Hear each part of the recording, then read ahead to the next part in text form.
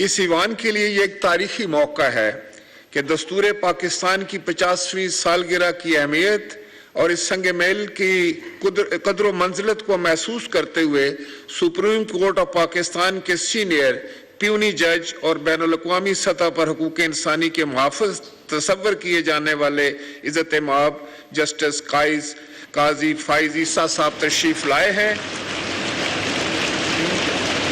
میں ان سے گزارش کروں گا کہ وہ اپنے افکار سے نوازیں۔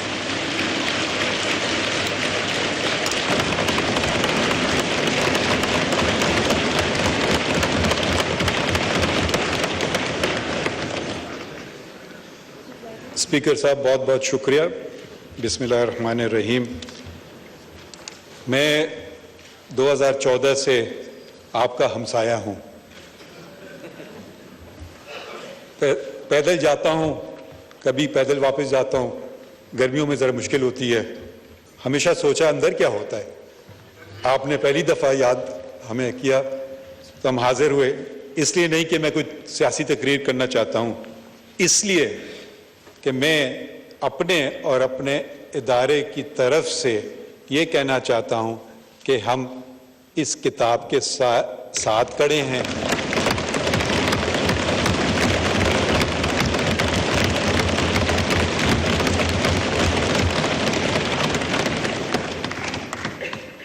اللہ کے سائے کے بعد اس کتاب کا سایہ ہمارے سر پہ ہے۔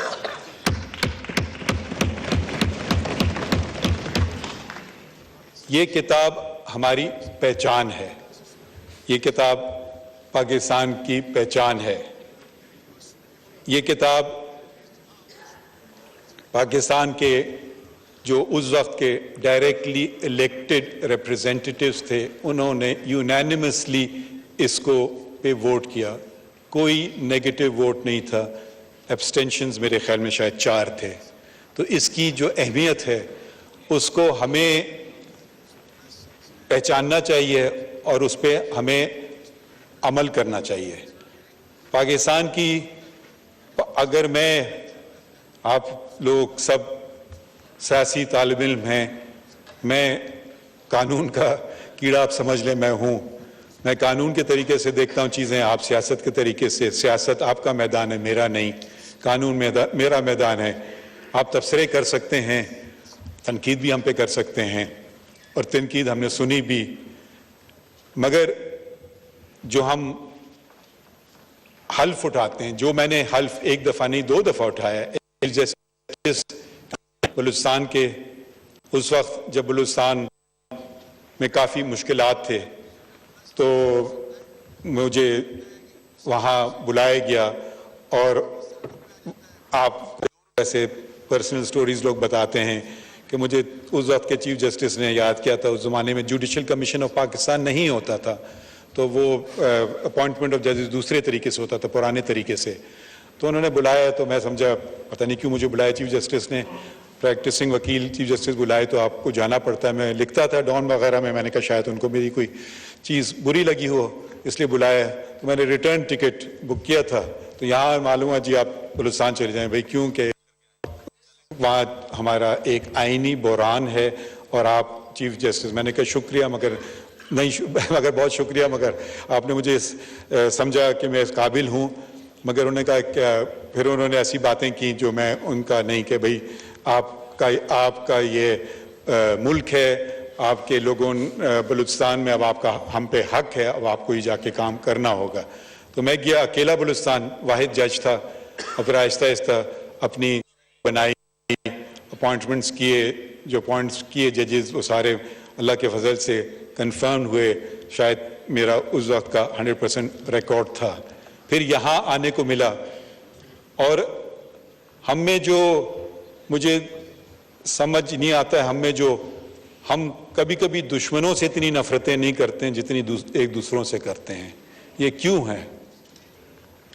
یہ ہم اور آپ سے مراد پارلیمان اور بیوروکریسی، یہ سب کا وجود ایک ہی ہونا چاہیے اور ایک ہی ہے، وہ ہے لوگوں کی خدمت کرنا۔ ہمارا کام یہ ہے کہ جلد फैसले करें आइन और कानून के मुताबिक। आपका काम है ऐसे कवानीन बनाएं जो लोगों के लिए बेहतर हों, और एग्जीक्यूटिव का काम यह है कि वो जो कानून बनाई जाए और जो हुकूमत वक्त है उसकी पॉलिसीज़ को वो बेहतर तरीके से अदा करे। ये मैं ज़रा सा आपसे मैंने आने से पहले पूछा था कि यहाँ कोई ऐसी सियासी बातें तो नहीं होंगी, तो आपने मुझे कहा नहीं, आइन की बातें होंगी सिर्फ मगर बहुत सारी सियासी बातें हो गई, और मैं खैर इनका फ्रीडम ऑफ राइट है, वो भी यही आइन देता है, तो मैं इनको कुछ नहीं कहता हूँ। इसका ये मतलब नहीं है कि मैं इनसे एग्री करता हूँ, ये मैं वजाहत करना चाहता हूँ। शायद कल इन्हीं लोगों के केस आएंगे और शायद उनके खिलाफ फैसले होंगे, और शायद वो मेरे खिलाफ ये बातें करें, तो मैं सिर्फ ये कहना वजाहत करना चाह रहा हूँ। मैं आया था, आइन की गोल्डन जुबली थी आज, ये जश्न है, ये हमारा मुल्क 25 साल तक कायद आज़म मोहम्मद अली जिन्ना, और मुझे फ़ख्र है कि मेरे वालिद central working committee of the all India Muslim league, जिसके 19 सिर्फ रुकन थे, उसमें बलूचिस्तान से वो वाहिद रुकन थे। वो बलूचिस्तान में मुस्लिम लीग कायम की। बलूचिस्तान ना सिर्फ बलूचिस्तान मगर उस वक्त का जो सूबा सरहद होता था, जो अब खैबर पख्तूनख्वा, तो वहाँ भी वो गए, और उन्होंने ये वो सियासी शख्सियत थी, और उन्होंने ये मुमकिन बनाया कि ये दो सूबे जो पाकिस्तान के हैं, और अब अगर उनका रुकबा जोड़ें तो पाकिस्तान के ख्याल में बहुत बड़ा हो जाएगा कि ये पाकिस्तान का हिस्सा बने। और वो लोग, उनको क्या मिलना था? अब आप ज़रा से ये सोचिए, जब तहरीक पाकिस्तान चल रही थी, आज के वक्त में तो आप मफादात देख सकते हैं कि ये मेरा इसमें मेरा उसमें फ़ायदा है, करूँ या वो करूँ, वो कोई ऐसी बात नहीं थी, वो एक ख्वाब था। और अगर वो ख्वाब पूरा नहीं होता तो वो फिर एक ऐसे माशरे में होते जहाँ के वो माइनॉरिटी थे, और उनसे कहा जाता कि आप ये बातें कर रहे हैं तो उनसे क्या सलूक होता। तो उन्होंने एक ख्वाब देखा, कायद आज़म अल्लामा इकबाल ने, और फिर एक पॉलिटिकल मूवमेंट बनी, और दुनिया भर में मुसलमानों का सबसे बड़ा मुल्क वजूद में आया, सबसे बड़ा मुल्क। अब मुझे शर्म से कहना पड़ता है, ये शर्फ पाकिस्तान के पास नहीं रहा, अब ये शर्फ इंडोनेशिया के पास है। उस वक्त ये हमारा दुनिया में सबसे बड़ा मुल्क था। हम किस लिए ये हमने किया? अगर आपको बेहतर एडमिनिस्ट्रेशन चाहिए थी तो शायद अंग्रेज बेहतर एडमिनिस्ट्रेशन दे सकते थे, मगर हम अपनी गलतियों से, अपनी नाकामियों से सीख करके हम आगे बढ़ना चाहते थे कि जो कुछ है हमारा है। तो ये कॉन्स्टिट्यूएंट असेंबली आई वजूद में, उसके सदर कहलाते थे, स्पीकर नहीं कहलाते थे, उनका नाम था मौलवी तमीजुद्दीन। उनको बरतरफ किया गया, उन्होंने चैलेंज किया, और उनकी जगह एक ब्यूरोक्रेट जो मेरे ख्याल में रेलवे में मुलाजिम होता था एक वक्त में, गुलाम मोहम्मद, वो गवर्नर जनरल था, उन्होंने उनको बरतरफ किया और उन्होंने कैबिनेट ऑफ मिनिस्टर्स बनाई। मौलवी तमीजुद्दीन मेरे वालिद उस केस में भी मुंसलिक थे। उन्होंने चैलेंज किया, चीफ कोर्ट ऑफ सिंध, उस ज़माने में सिंध हाई कोर्ट नहीं था, चीफ कोर्ट था। उन्होंने चैलेंज किया, उस वक्त के जो जज थे वो थे एक क्रिश्चियन, जस्टिस कॉन्स्टेंटाइन। उन्होंने और उनके 3 साथियों ने, जस्टिस विलानी, जस्टिस बच्चल और जस्टिस मोहम्मद बख्श ने बहाल किया और ये कहा कि ये इक़दाम गलत है, और वो जो मिनिस्टर्स थे उन्होंने उनके खिलाफ एक रिट ऑफ मैंडेमस जारी की, दूसरी रिट ऑफ को वारंट की कि आपके पास कोई इख्तियार नहीं है मिनिस्टर होने का। अनफॉर्चुनेटली ये चैलेंज हो गया उस वक्त के फेडरल कोर्ट में, और फिर नतीजा उलट किया। उस वक्त भी एक जज थे, और ताज्जुब की बात यह है وہ جج بھی کرسچن تھے، جسٹس کارنیلیس، وہ شاید مائنورٹی میں تھے. ان کا ججمنٹ پڑھیں تو انہوں نے اسلام کی بات کی، اور میجورٹی ججمنٹ پڑھیں تو انہوں نے کہا کہ جی ملکہ انگلستان کی جو ملکہ ہے اس کے تابع. تو یہ تضاد جو ہم دیکھتے آئے ہیں، تو ہمیں دیکھنا چاہیے کہ ہم یہ لفظ استعمال کرتے ہیں مائنورٹیز کا، یہ مجھے پسند نہیں ہے.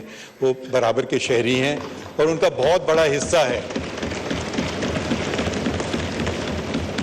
ایک اور شخص تھے جن کا مجھے بہت فخر ہے، جن کا تعلق میرے صوبے سے تھا، دوراب پٹیل. وہ ایک پارسی صاحب تھے.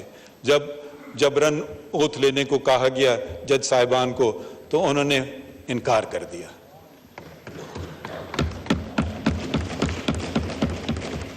تو صرف میں یہ آپ کو کہنا چاہتا تھا، میں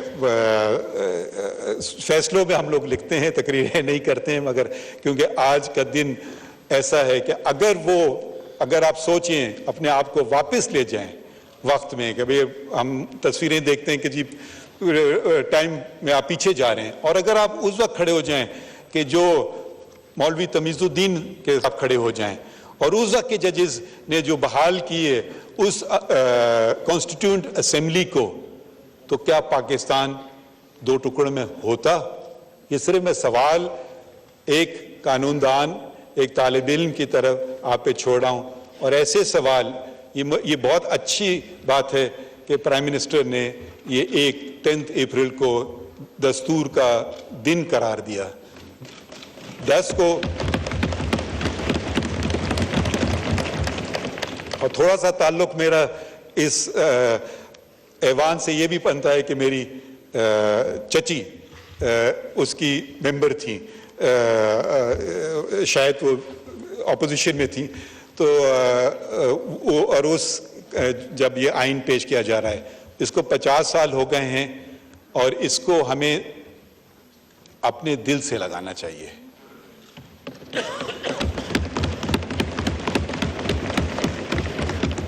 اس لیے نہیں کہ اس میں میری تنخواہ گارنٹیڈ ہے، مگر اس لیے کیونکہ اس میں لوگوں کے بنیادی حقوق کا تذکرہ ہے.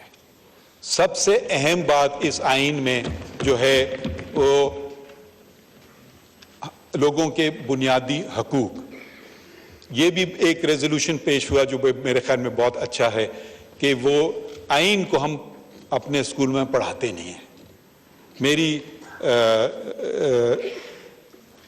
اہلیہ وہ ٹیچر تھیں اور ایک امریکن اسکول میں، تو وہ امریکن سلیبس پڑھاتے تھے، اور وہ چھوٹے چھوٹے بچوں کو امریکن کانسٹیٹیوشن کے متعلق، اور موک الیکشنز ہو رہے ہیں کلاس میں، ان کا انتخابی نشان وہ ایک کا گھوڑا، ایک کا ہاتھی، دوسرے کا گدھا، ریپبلکنز اور ڈیموکریٹس. تو اس عمر سے وہ اچھا یہ آئین ہوتا ہے، یہ ووٹ ہوتا ہے، اس کا مطلب کیا ہوتا ہے. اور جب لوگ یہ بات سمجھ جائیں گے تو وہ سمجھیں گے کہ ہمارے ہاتھ میں اس ریاست کی لگام ہے.